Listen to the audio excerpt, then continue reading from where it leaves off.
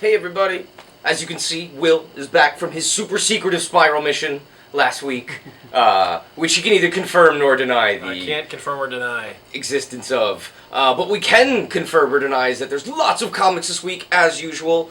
Yeah, there's a bunch of stuff. So I'm just going to get right into it and let Mr. Morgan, over at the far end with his very nice Wally-Wood shirt, start. Yeah, well, with the sort of precedent set by this shirt of rockets and space stuff, I think it's pretty fitting. My first pick here is Guardians Team Up number 9. This is a very special issue of a series which I don't generally pay much attention to. Every once in a while when it comes out, I'll be like, oh, who do they have on this one? The whole alternating art team thing is a big appeal to me. And especially when you let that artist write and draw and color the whole issue, that's a winning combination. Especially when it's Javier Pulido, fresh off his She-Hulk run, doing a team-up between Star-Lord and Spider-Man, with a certain black cat-like figure in the background here, who, you'll probably be able to figure out who that is. See, I thought that was pretty quick. Spider-Man. Oh yeah, just kind of rubbing up on Peter Quill, yeah, totally. Hey man, everybody, lines are bad. I'm sure that annoyed someone on the internet right there. Oh, Alright?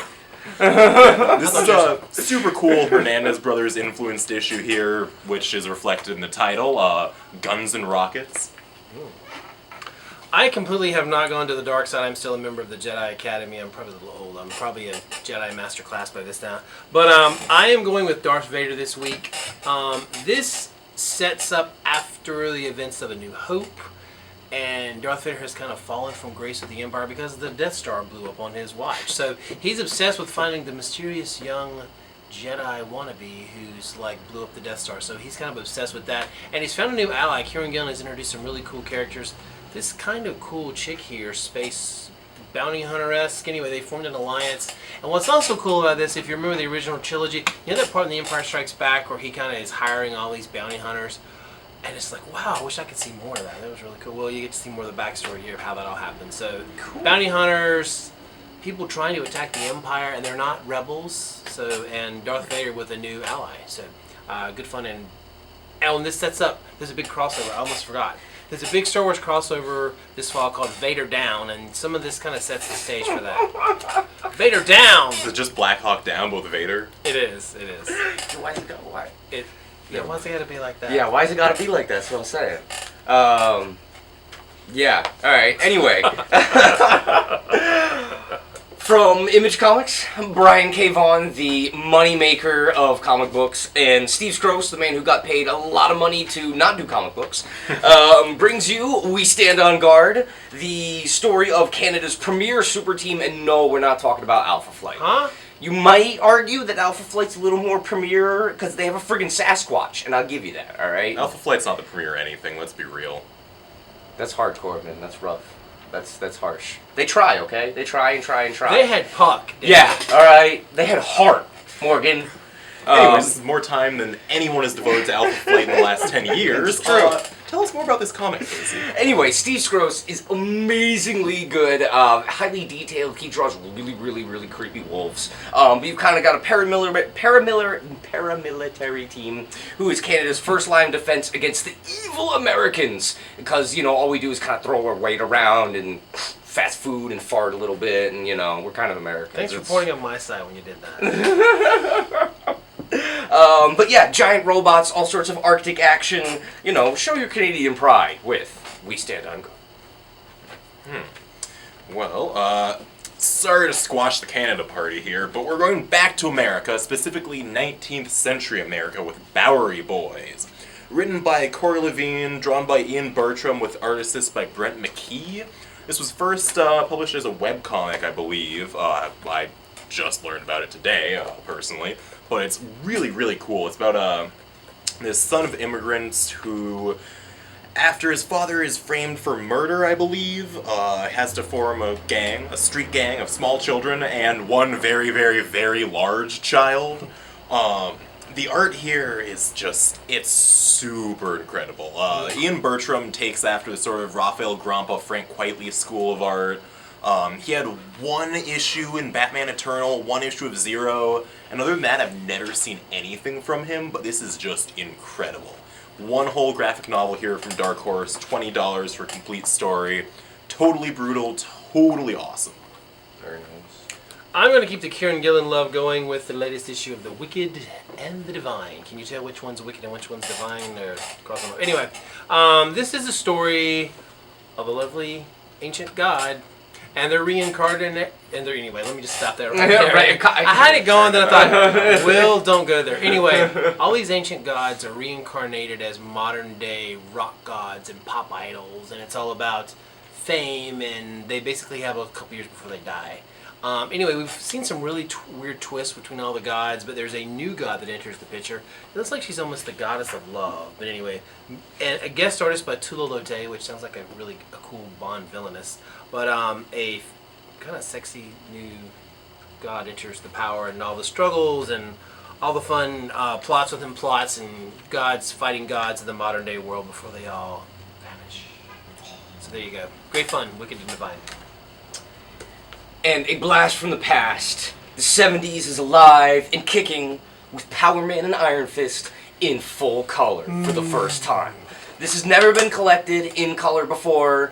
You probably are saying, well, that's because nobody cares. But guess what? Power Man has a TV show or something, or he's going to be on one soon, I think, maybe. Yes. So, they're going to roll out the merchandise. But the good thing for us is that we get these awesome old comics again. About a month ago, they put out the first epic collection of Iron Fist. And now, of course, joined by his brother from another mother, Power Man. Kerry Gamble, Chris Claremont, Mary Jo Duffy, some John Byrne in here, Trevor Von Eaton even. This is very great stuff, and it's... Plus, Misty Knight and Colleen Wing. That's I love right. Misty Knight. That's the Daughters right. of the Dragon. Yeah. And the first appearance of a very special X-Men villain that you probably didn't know actually was born in here. That this is just another one of the cool visions. Actually, that was over in Iron Fist solo series. Oh, he just. Okay, I've been schooled. I didn't say that. My PhD in Marvel has been ripped away. Right? I mean, basic stuff. That's Okay. true. God. I was close. That, wow, Will. All right, I'll just we're just pull going to over move on control from of the there. video here. Bringing us over into slightly more grounded territory here with Rich Tomaso's Dark Corridor. Rich Tomaso frequently self-publishes his work, which is why it's really, really exciting to see him on a platform like this with Image, doing a sort of one-man anthology series. It's all, both the stories in here are set in one city, the city of Red Circle, not to be confused with Archie's Red Circle, since they've totally abandoned that title and gone over to the Dark Circle now. This features 7 Deadly Daughters and Greatest Hits.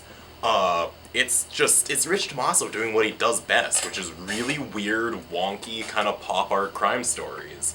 And, couldn't be better, honestly. Are you going to take the knife out now? Okay, back to Midnighter number 3. Here's the thing. There's a lot of cool things about this. Number one, it's one of the few characters with an openly gay character who's in the lead. That's awesome and cool. Thank you, DC, for that diversity.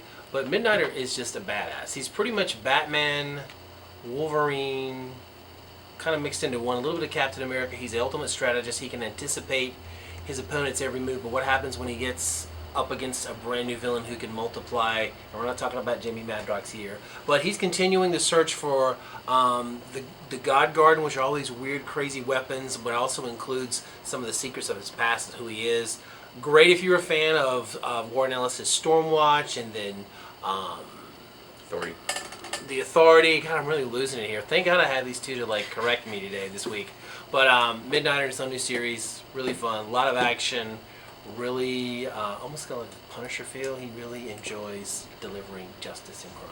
You mean In pain? a very violent, painful way. He just likes to hurt people. It's not justice and crime. This is Midnight. He does like he to likes hurt breaking people. bones. Yeah, he does right? like to do that. Yep.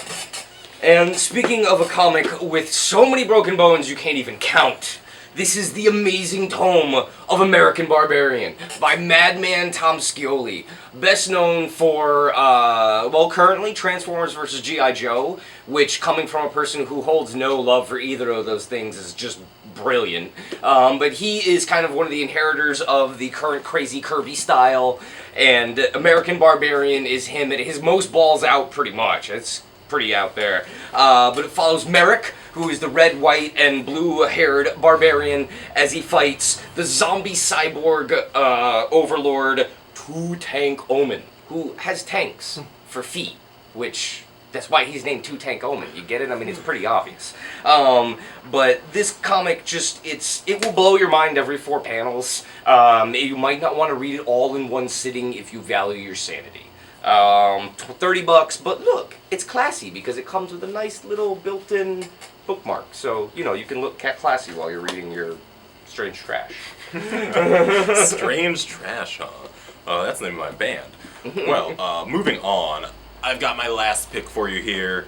JoJo all the way from Japan. This is the final volume of JoJo's Bizarre Adventure Phantom Blood. The first series of JoJo's Bizarre Adventure out of like 9 or 10 I think they're on at this point. This series follows the Joestar bloodline from all the way from England to, I think now they're in a whole nother universe. They did some horse racing for a while there, like... Dio killed a lot of people. Yeah, a lot of people. Kicks dogs, just does downright horrible stuff. Which, you know, you'd think that at the end of the series, oh, maybe Dio's gonna get defeated and, like, not do something horrible. No, it's all bad. He's Dio. Yeah, Dio's the worst, but this comic is the best. Honestly, like, if you're a fan of manga, anime... especially really popular anime right now, check this out.